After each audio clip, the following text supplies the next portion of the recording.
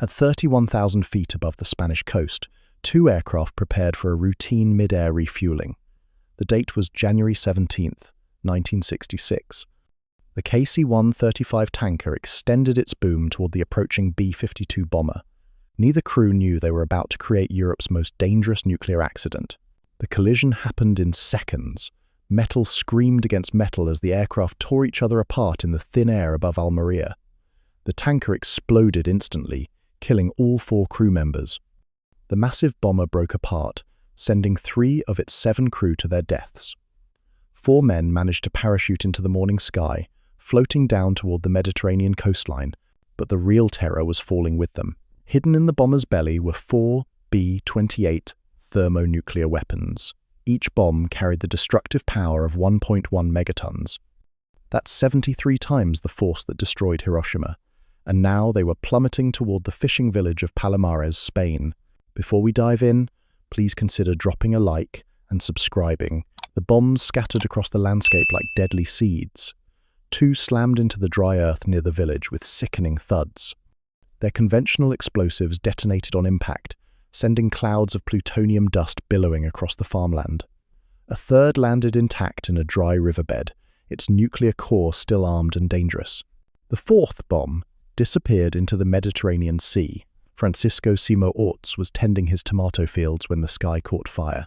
He watched metal rain down around his crops, not knowing that invisible death was settling into the soil where his family had farmed for generations. The blast craters steamed in the morning sun, and something glittered in the dirt that shouldn't have been there. 9 kilograms of weapons-grade plutonium had just contaminated 2.3 square kilometers of Spanish countryside. Within hours, American military personnel began arriving at Torrejon and Moron air bases.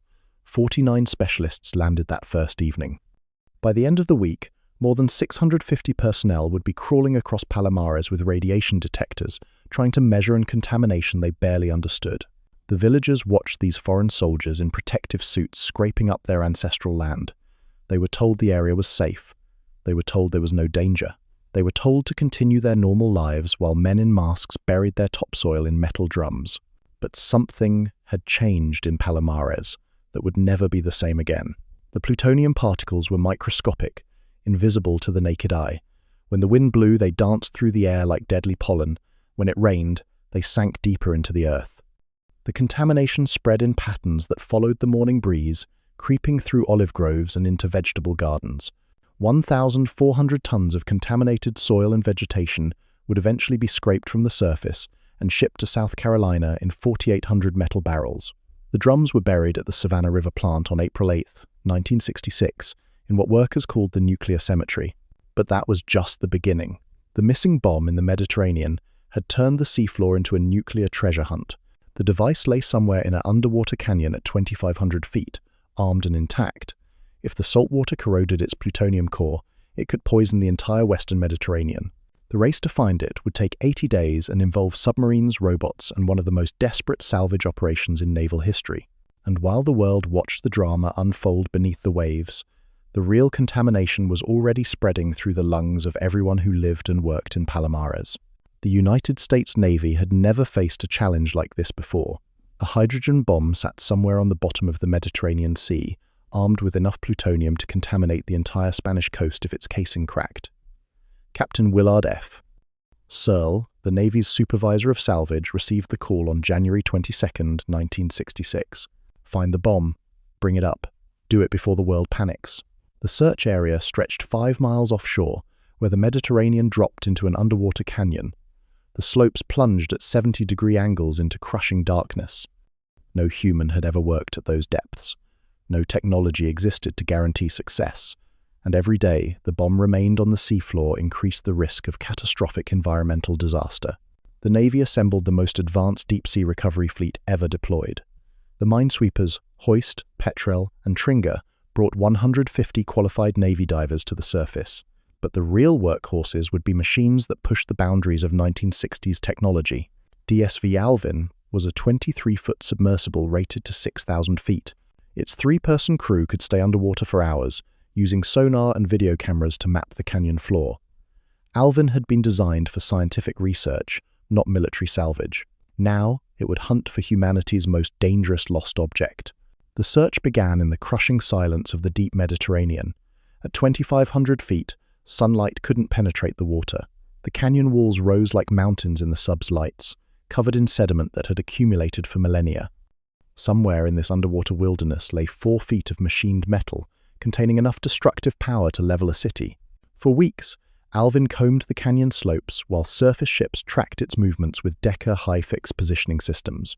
The submersible's crew strained their eyes against the darkness, looking for anything that didn't belong in the ancient seascape. Metal, fabric, the geometric lines of human engineering in a world of organic curves. The breakthrough came on March 15, 1966. Navy sonar operators detected an anomaly on the canyon slope. The signature was wrong for rock or marine life. Too regular, too dense. 2 days later, on March 17th, Alvin's crew finally laid eyes on their target. The bomb sat wedged on a steep slope at 2,550 feet. Its parachute had deployed during the fall, and the silk canopy lay draped across the canyon like a burial shroud. The weapon itself appeared intact, its metal casing unmarked by the impact, but the angle was precarious. One wrong move could send it sliding into deeper water where recovery would be impossible. The first lift attempt was a disaster.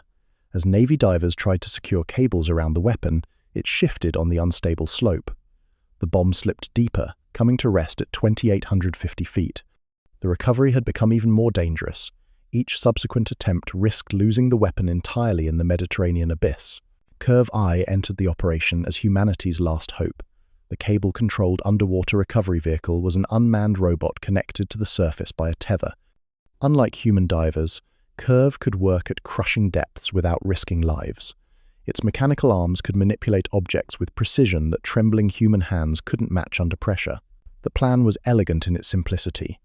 Curve would descend to the bomb and entangle its gripper arms in the parachute risers. The lift bags would provide buoyancy, while surface ships winched the weapon toward daylight. But at those depths, with that much weight, everything had to work perfectly. April 7th, 1966. Curve I descended through the water column toward its target. The robot's cameras showed the bomb exactly where Alvin had last seen it, still precariously balanced on the canyon slope. Curve's mechanical arms extended toward the parachute lines with surgical precision. The gripper closed around the risers. Slowly, impossibly, the hydrogen bomb began to rise from the seafloor. CURV held it suspended in the crushing darkness, while surface ships took up the strain. Inch by inch, the weapon climbed toward the surface, carrying enough destructive power to poison the Mediterranean for decades. 80 days after it fell from the sky, the fourth bomb of Palomares broke the surface of the sea. Navy divers swarmed around it, securing additional lines before it could slip back into the depths. The weapon was intact. No radiation had leaked. The nuclear nightmare was over. Or so they thought. While the world celebrated the recovery of the fourth bomb, the real disaster was already unfolding on land. The 2 weapons that had detonated their conventional explosives near Palomares had transformed 9 kilograms of weapons-grade plutonium into microscopic particles of death. The explosion had oxidized the pyrophoric plutonium, creating respirable aerosols that could lodge permanently in human lungs. The contamination zone stretched across 2.3 square kilometers of Spanish countryside. That's the equivalent of 320 soccer fields, now dusted with one of the most toxic substances known to science. The highest contamination readings exceeded 1,200 kilobecquerels per square meter, levels that demanded immediate soil removal. American cleanup crews scraped 5.5 acres down to bare earth, loading the radioactive soil into trucks like toxic harvest.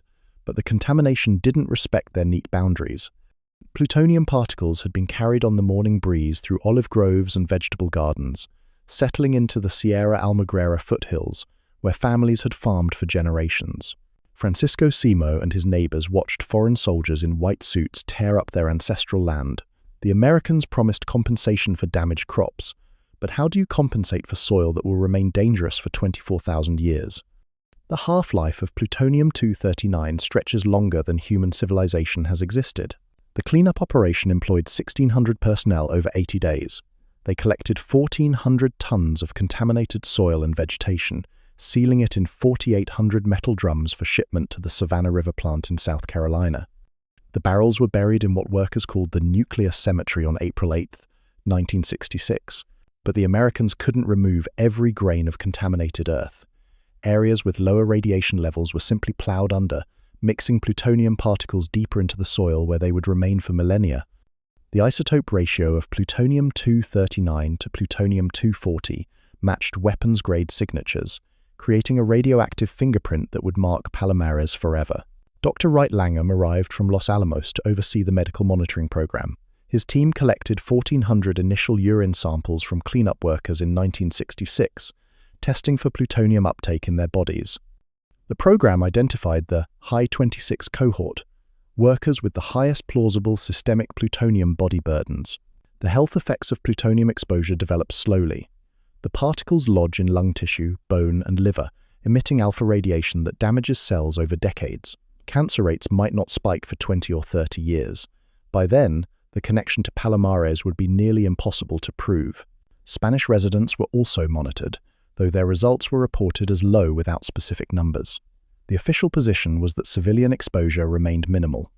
But the monitoring programs focused on easily measured external contamination, not the invisible particles that workers and residents might have inhaled during those first crucial hours after the crash.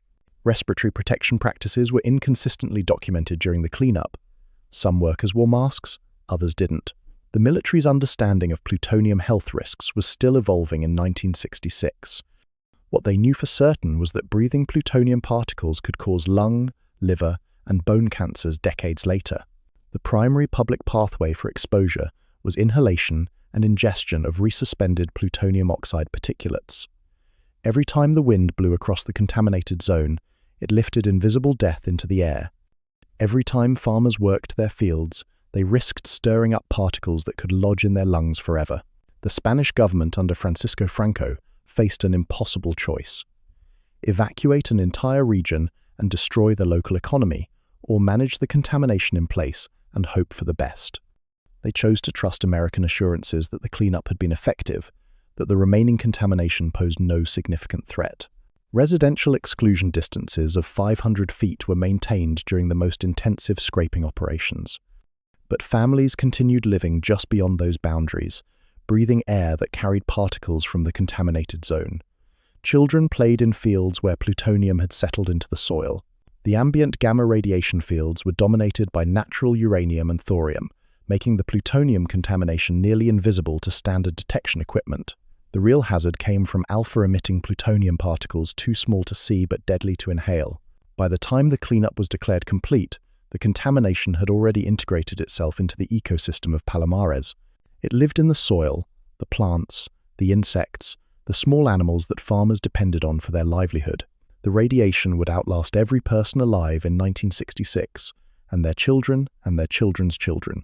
The Spanish government needed a public relations miracle. 4 American nuclear weapons had contaminated their coastline, and the world was watching.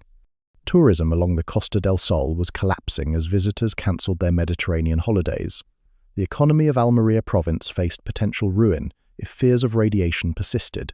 On March 8, 1966, Spanish Minister of Information and Tourism, Manuel Fraga, arrived at Palomares Beach with U.S. Ambassador Angier Biddleduke. Television cameras rolled as the two men stripped down to swimming trunks and waded into the Mediterranean. They splashed playfully in the waves, smiling for photographers while the 4th nuclear weapon still lay somewhere on the seafloor nearby. The staged swim became one of the most iconic images of the Cold War. Here were 2 government officials literally betting their lives on American assurances that the contamination posed no immediate danger. The photographs were transmitted worldwide, designed to convince tourists that Spanish beaches remained safe for vacation. But the publicity stunt couldn't hide the growing diplomatic crisis between Madrid and Washington. Spain had allowed the United States to fly nuclear-armed bombers over Spanish territory under the 1953 base accords.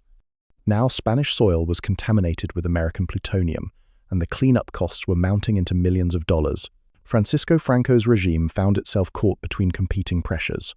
They needed to maintain their strategic relationship with the United States while protecting Spanish sovereignty and public health. The contamination had occurred under a secret military program that most Spanish officials knew nothing about. The United States had been conducting Operation Chrome Dome since 1960, keeping nuclear-armed B-52 bombers airborne 24 hours a day as a deterrent against Soviet attack. The flights followed predetermined routes over Allied territory, including regular refueling operations above Spain. Each bomber carried 4 hydrogen bombs with a combined destructive power equivalent to 292 Hiroshima explosions. The American public knew almost nothing about Chrome Dome. The flights were classified, the routes were secret, and the risks were never publicly disclosed. Palomares represented the catastrophic failure of a program that most Americans didn't know existed, conducted over foreign territory without meaningful consultation with allies. Spain's response was swift and decisive. The government immediately banned overflights carrying nuclear weapons over Spanish territory. The era of unrestricted American nuclear operations in Spanish airspace ended with the crash at Palomares. Other NATO allies began questioning similar arrangements. Behind closed doors, American and Spanish negotiators struggled to determine liability for the contamination. The United States accepted responsibility for the immediate cleanup, but resisted broader compensation claims. How do you calculate damages for radioactive contamination that will persist for 24,000 years? The compensation program eventually paid approximately $700,000 to local farmers and residents by the late 1960s. But the payments covered only immediate economic losses from damaged crops and disrupted fishing. Long-term health effects and property devaluation weren't addressed. The incident exposed fundamental flaws in Cold War nuclear strategy. Chrome Dome required constant airborne nuclear patrols over Allied territory, but the host countries had no meaningful control over American operations. A single mechanical failure or human error could contaminate their soil with plutonium for millennia. Before we jump back in, tell us where you're watching from today, and if this story hits you, make sure you're subscribed so you don't miss the next one. The Palomares incident became the defining case study for broken arrow accidents in American nuclear policy. The term described any unexpected event involving nuclear weapons that created risk of war, nuclear detonation, or radioactive contamination. Palomares checked all 3 boxes. Military investigators found that the collision resulted from routine procedural errors during aerial refueling. The KC-1 35 tanker and B-52 bomber had attempted similar refueling operations thousands of times. But at 31,000 feet, with closing speeds measured in hundreds of miles per hour, there was no margin for error. The investigation revealed systemic problems with Chrome Dome safety protocols. Crews were flying long missions with minimal rest. Refueling operations occurred over populated areas without adequate emergency planning. Nuclear weapons safety systems hadn't been designed for high-speed aircraft collisions. Palomares wasn't the first Chrome Dome accident, and it wouldn't be the last. In January 1968, another B-52 carrying 4 nuclear weapons crashed near Thule Air Base in Greenland, spreading plutonium across the Arctic ice. The accumulating accidents finally forced the Pentagon to terminate Chrome Dome operations in 1968. The lessons of Palomares rippled through American nuclear strategy for decades. The incident demonstrated that nuclear deterrence carried enormous risks for allies who hosted American bases. It showed that even routine nuclear operations could result in radioactive contamination of foreign territory. But the most important lesson was still being written in the soil of Palomares, where plutonium particles continued their slow decay in Spanish farmland, a radioactive monument to the hidden costs of nuclear warfare that would outlast every person who witnessed the accident. The story of Palomares didn't end with the cleanup in 1966. Plutonium-239 has a half-life of 24,000 years, meaning the contamination would persist long after every witness to the accident had died. The Spanish government established long-term monitoring programs to track the invisible legacy buried in their soil. CIEMAT, Spain's Center for Energy, Environmental and Technological Research, took responsibility for ongoing surveillance of the contaminated zone. Their scientists developed sophisticated radiochemical assays to detect plutonium-239 and americium-241 in soil and sediment samples. The monitoring revealed a stubborn truth. The contamination wasn't going away. By 2006, international press reports noted elevated radioactivity in snails collected from remnant hotspots around Palomares. The contamination had worked its way into the food chain, concentrating in small organisms that larger animals depended on for survival. What started as weapons-grade plutonium had become an ecological toxin spreading through the Mediterranean ecosystem. A peer-reviewed study published in 2019 confirmed that residual plutonium patches still contaminated approximately 2.3 square kilometers around Palomares. More than 50 years after the accident, the land remained under surveillance, with access restrictions maintained around the most contaminated parcels. The monitoring data revealed an uncomfortable reality. Plutonium contamination doesn't simply disappear over human timescales. It migrates through soil layers, concentrates in certain plant species, and creates persistent hotspots that resist natural remediation. The problem wasn't getting better, it was becoming more complex. Meanwhile, American veterans who participated in the Palomares cleanup began developing cancers at rates that alarmed their families and doctors. Lung cancers, liver cancers, bone cancers, exactly the diseases that plutonium exposure was known to cause decades after initial inhalation. The veterans suspected their illnesses were connected to their service at Palomares, but proving causation would require a legal battle that stretched across decades. The Veterans Administration initially denied most Palomares-related disability claims.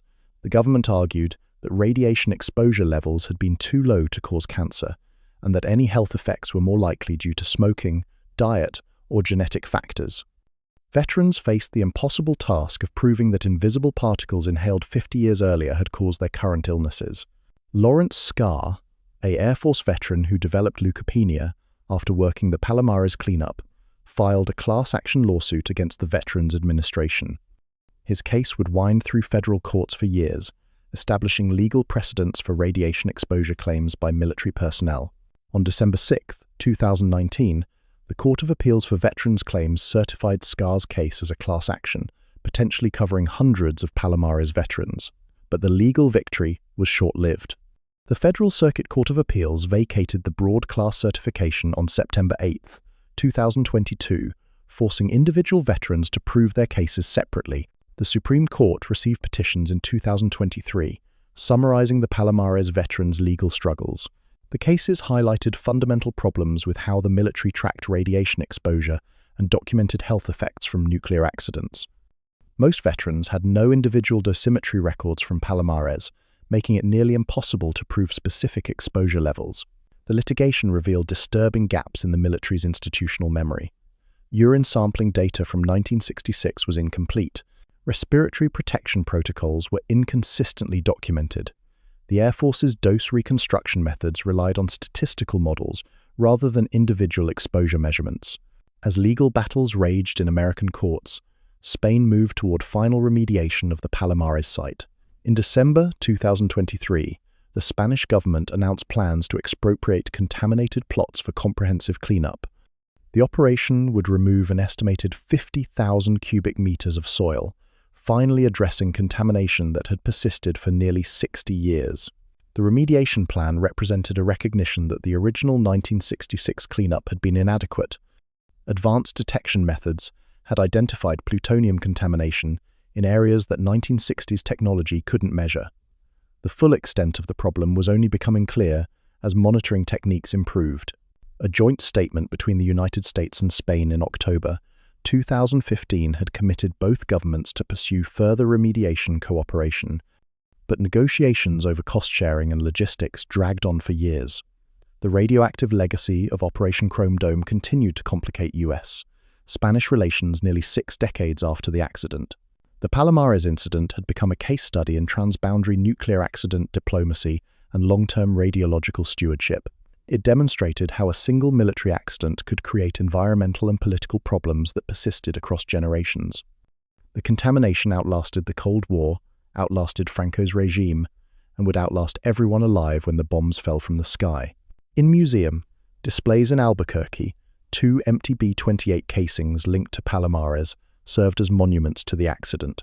The weapons that once threatened to poison the Mediterranean had been reduced to historical artifacts, but their radioactive legacy continued to influence Spanish soil, American veterans, and international nuclear policy. The full health impact of Palomares remained contested in peer-reviewed scientific literature. No clear consensus existed on whether cancer rates among local residents exceeded background levels. The latency period for radiation-induced cancers meant that epidemiological studies might not detect effects for decades after exposure. Today, nearly 60 years after 4 nuclear weapons fell from the Spanish sky, Palomares remains a monument to the hidden costs of nuclear deterrence. The contamination that began with a midair collision in 1966 continues to shape the landscape, the politics, and the lives of everyone connected to the accident. The plutonium buried in Spanish soil will outlast every government that created it. It will outlast NATO, the European Union, and probably human civilization itself.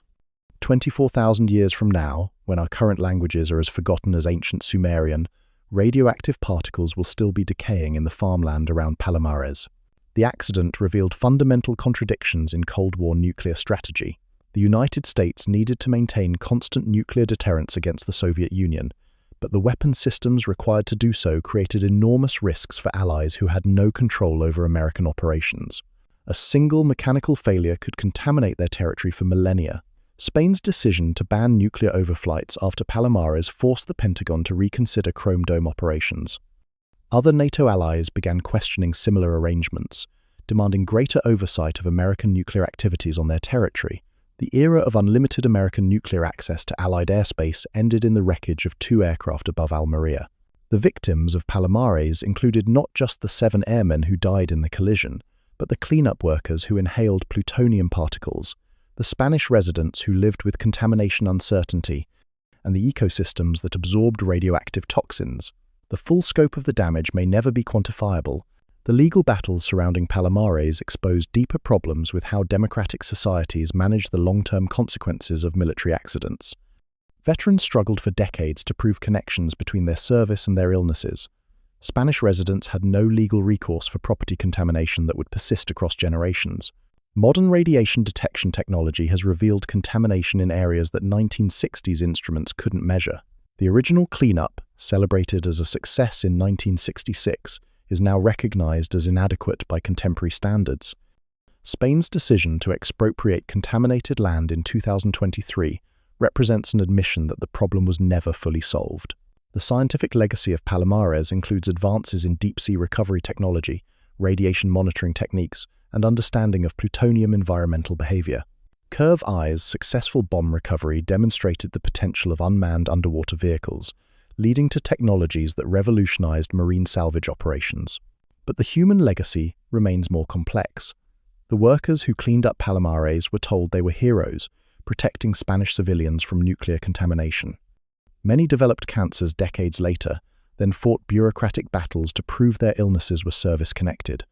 Their sacrifice was real, but recognition came slowly and incompletely. The residents of Palomares learned to live with invisible contamination that defied their senses. They couldn't see plutonium particles, couldn't taste them, couldn't feel them settling into their soil. They had to trust government assurances that cleanup levels were adequate, even as monitoring continued decades after the accident. The diplomatic consequences of Palomares shaped nuclear policy for generations. The incident demonstrated that nuclear deterrence carried enormous risks for allies who hosted American bases but had limited control over American operations. It forced conversations about sovereignty, liability, and democratic oversight of nuclear weapons programs. Today, as global tensions rise and nuclear weapons proliferate, the lessons of Palomares remain urgently relevant. The accident showed how quickly nuclear technology can escape human control, how long radioactive contamination persists, and how difficult it is to assign responsibility for transboundary nuclear accidents. The plutonium particles scattered across Palomares in 1966 will continue their radioactive decay for hundreds of human generations. They represent a permanent marker of the moment when nuclear deterrence failed, when the weapons designed to protect civilization instead poisoned the land that sustained it. Every nuclear weapon system carries the potential for another Palomares. Every flight, every transport, every storage facility represents a risk that mechanical failure or human error could release radioactive contamination into the environment. The question isn't whether another accident will happen, but when and where. The people of Palomares have lived with this reality for nearly 60 years. They've watched foreign soldiers scrape up their ancestral soil, seen their neighbors develop cancers that might be linked to invisible contamination, and learned that the price of nuclear deterrence is often paid by those who had no voice in choosing it. As we face an uncertain nuclear future, Palomares reminds us that the true cost of these weapons isn't measured only in their destructive potential, but in the radioactive legacy they leave behind when deterrence fails. The contamination may fade from political memory, but it will persist in Spanish soil long after everyone who witnessed the accident has been forgotten. The bombs fell from the sky in seconds. The contamination will last for millennia. That's the arithmetic of nuclear accidents, and the enduring lesson of Palomares. If this story resonates with you, if it makes you think about the hidden costs of the weapons that still threaten our world, then consider subscribing. Because understanding these stories isn't just about history, it's about preventing them from happening again. And that requires all of us to remember what nuclear weapons really cost, not just in the moment they're used, but in the generations that live with their consequences.